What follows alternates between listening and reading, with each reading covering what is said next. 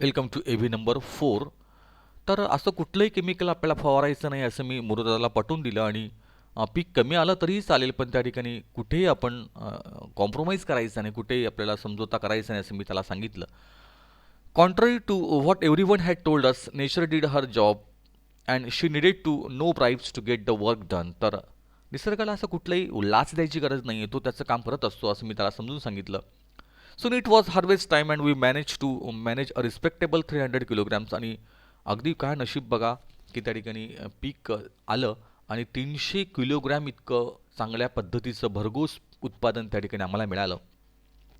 And awful lot of moong with it lot of confidence, एक आत्मविश्वास मिळाला आणि मुगाचं पीक चांगलं आलं. Now I was certain the land was fertile and that it was possible to grow crops without chemicals. आणि आता मला खात्री पटली होती की ही जागा जी होती ही जागा अतिशय सुपीक होती आणि दुसऱ्याही प्रकारचे आपण इतर पिकं घेऊ शकतो कुठल्याही केमिकल्स न वापरता, असं मला खात्री पटली होती. It was a major miracle booster आणि sorry it was a major moral booster. तर एक चांगला मॉरल बूस्टर त्या ठिकाणी, एक चांगल्या प्रकारचा नैतिक पाठिंबा जो आहे, नैतिक पाठबळ जे आहे ते आम्हाला मिळालं होतं. The scent of rice.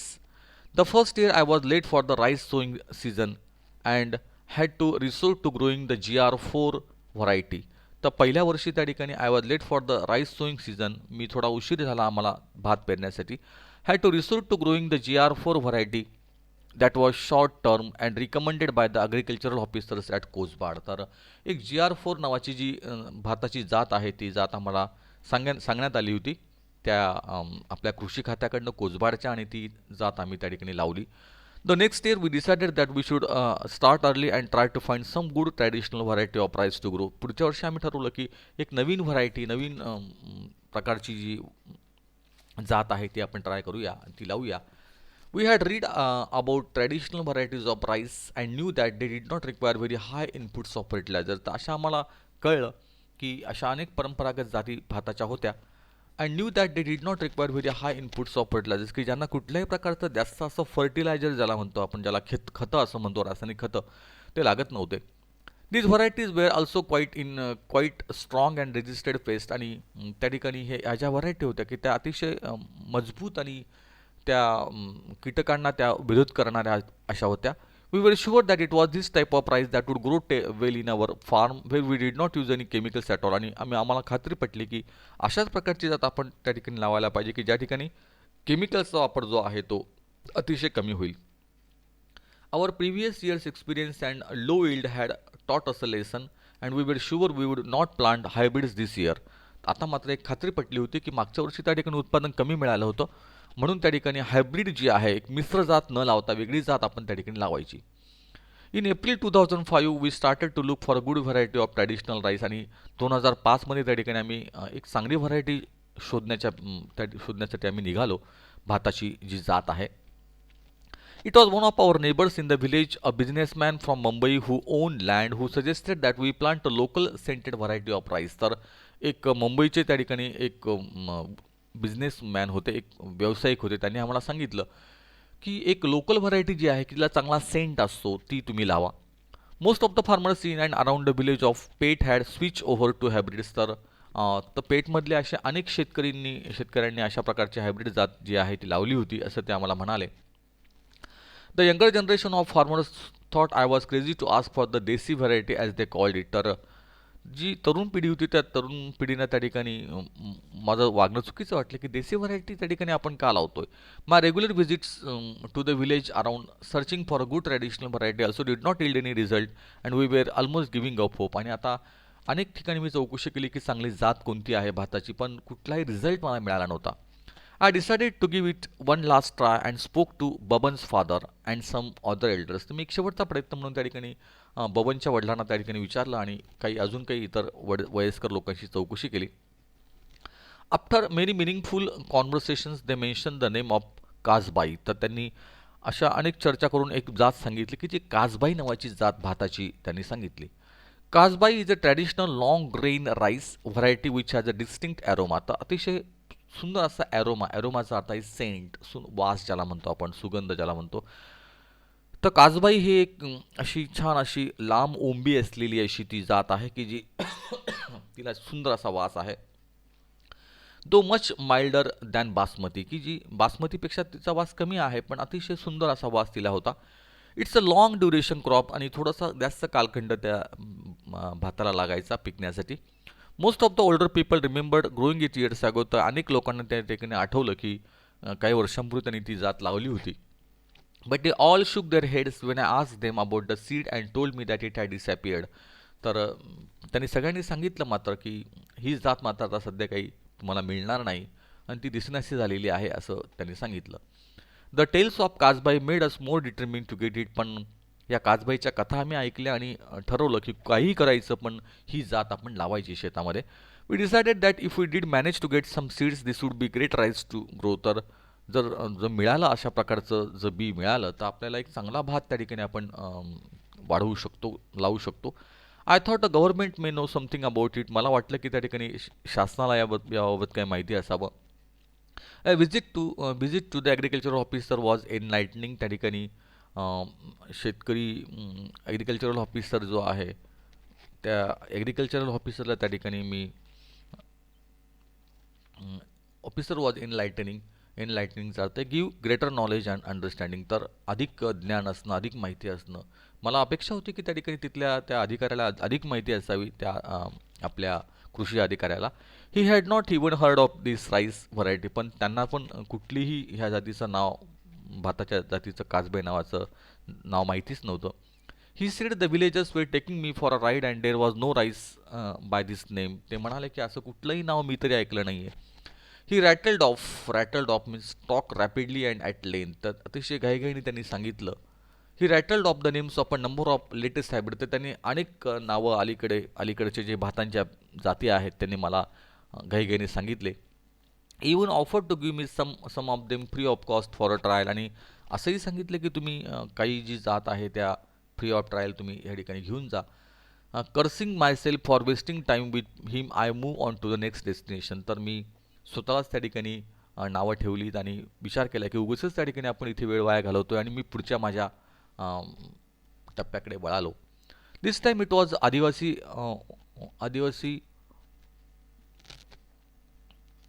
अ, महामंडळ ॲट कासा. तर ह्या ठिकाणी आता मात्र मी आदिवासी महामंडळ कासा ह्या ठिकाणी मी गेलो. विच बाईज राईस फ्रॉम द आदिवासी villages on behalf of the government. की जे गव्हर्नमेंटच्या नेतृत्वाखाली त्या ठिकाणी कुठेतरी हा आदिवासींचा तांदूळ घेत असता अशी ती जी संस्था आहे आदिवासी महामंडळ कासा.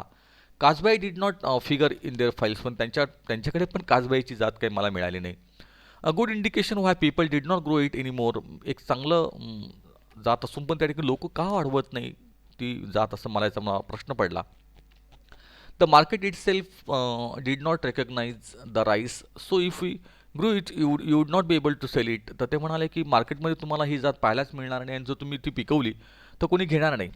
However, the officer in charge here had more knowledge of rice and did remember Kasbai being sold to him a few years ago. पण त्यातला एक जो ऑफिसर आहे तो म्हणाला की मला आठवतंय की त्या ठिकाणी ही जात मी काही वर्षांपूर्वी त्या ठिकाणी विकली होती.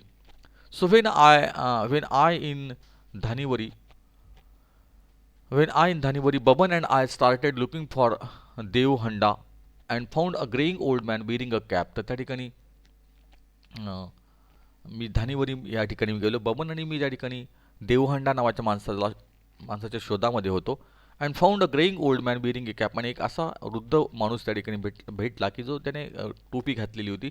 Sitting outside his house on a charpoy. की जो त्या चारपाई ज्याला म्हणतो आपण, ज्याला आपण खाट म्हणतो, त्या खाटीवर बसलेला होता. And x sarpanch of the village. की जो त्या गावाचा माजी सरपंच होता. He had acres of land, a huge house in and a large family. त्याने त्याचं काही शेती होती, मोठं घर होतं, मोठे कुटुंब होतं. After exchanging the usual pleasantries we came to the topic of Kasbai. तर इकडच्या तिकडच्या गप्पा झाल्यानंतर त्या ठिकाणी मी त्यांना सहज विषय काढला की कासबाई नावाची जी जात आहे. The mere mention of Kasbai and Deuhanda drifted into the past. तर नुसतं नाव काढलं कासबाईचं तर देऊहांडा त्या ठिकाणी लगेचच त्याचं जे आठवणीत त्याचं तो गेला. भूतकाळातल्या आठवणी त्याला येऊ लागल्या. His eyes turn dreamy and with a Trimble in his voice. त्याचे डोळे स्वप्नाळू बनले आणि एक आवाजामध्ये एक थोडासा भावनाविवश तो झाला. He told us how the entire village at one time grow only Kasbai. तर तो म्हणाला की एक काळ असा होता की फक्त त्या गावात फक्त कासबाईच त्या ठिकाणी पिकत असे. He said there was a time when people passing our village during lunch time would be forced to stop and ask for a meal. तर असा वेळ होत होती की त्यावेळेला इतका सुंदर वास त्या ठिकाणी त्या भाताचा यायचा की तो वास त्या ठिकाणी घेण्यासाठी त्या ठिकाणी लोक थांबत आणि जेवणासाठी पण त्या ठिकाणी थांबत.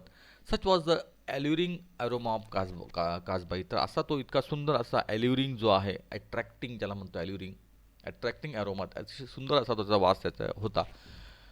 The entire area would have this heady aroma hanging in the air as all the houses cook the same rice. तर सगळ्या घरामध्ये तोच भात पिकायचा, भात शिजायचा.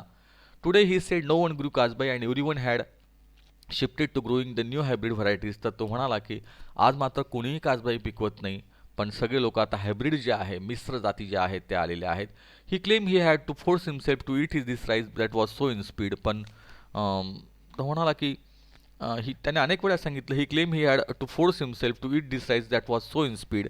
पण आता मात्र ते एक इन स्पीड जो आहे, insipid without taste or flavour, तर आता त्याला चव नाही असं त्याला म्हणतोय तो, that was so insipid. पण आता मात्र ती चव मिळत नाही त्याच्या पहिल्यासारखी असं त्याने म्हटलं. With the advent of irrigation farmers were tempted to grow a second crop and Kasbai being a long duration rice was replace by the shorter duration hybrid so that the harvest could be done earlier. तर आता हे कासबाई न पिकवण्याचं कारण नेमकं काय ते त्यांनी सांगितलंय. जसं जसं त्या ठिकाणी पाटबंधारे खात्याने त्या ठिकाणी पाटबंधारे खाता आलं, त्या ठिकाणी पाणी अडवलं गेलं. Farmers were tempted to grow a second crop. तर शेतकरी त्या ठिकाणी मोहात पडले की दोन पिकं त्या ठिकाणी वर्षातून घ्यायचे. And Kasbai being a long duration rice, आणि कासबाईला त्या ठिकाणी जास्त वेळ लागत असायचा पिकण्यासाठी, was replace by the shorter duration hybrids. आणि जास्त वेळ लागण्याकारणाने त्या ठिकाणी कासबाई लावण्याच्या ऐवजी दुसरी जात भाताची लावण्यात आली. So that the harvest could be done earlier. की एकच कारण त्या ठिकाणी होतं की लवकर ती जी शेती आहे ती लवकर पिकावी. This ensure that the farmers could take up a second crop. तर त्याच्यामुळे काय झालं की दुसरं पीक घेण्याच्या नादामध्ये त्या ठिकाणी लांब पल्ल्याची ही जात लावण्याचं शेतकऱ्यांनी बंद केलं. I ask why he had shifted if he was so unhappy with the hybrid. मी त्यांना विचारलं की त्यांना ते आनंदी नव्हते, त्यांनी का ते असं केलं. No one force him to did they. कोणी तुम्हाला बळजबरी केली होती का असं. He smiled and replied that their fields did not have fences and once the harvest was over the cattle was released into the field. तर ते म्हणतात की आमच्या शेताला कुठे कुंपण नाही आहे आणि कुंपण नसल्याकारणाने त्या ठिकाणी गुरंढोरं त्या ठिकाणी जे गुरं आपले आहेत ते सुटतात त्या ठिकाणी शेतामध्ये. If my field alone has Kasbai it will be treat for the cattle, he explain. जर फक्त माझ्या शेतामध्ये त्या ठिकाणी जर कासबाईची जात मी पेरली तर त्या ठिकाणी गुराढोरांना ती एक मेजवानी मिळते आणि ते शक्यही नाही आहे. Sometimes we have to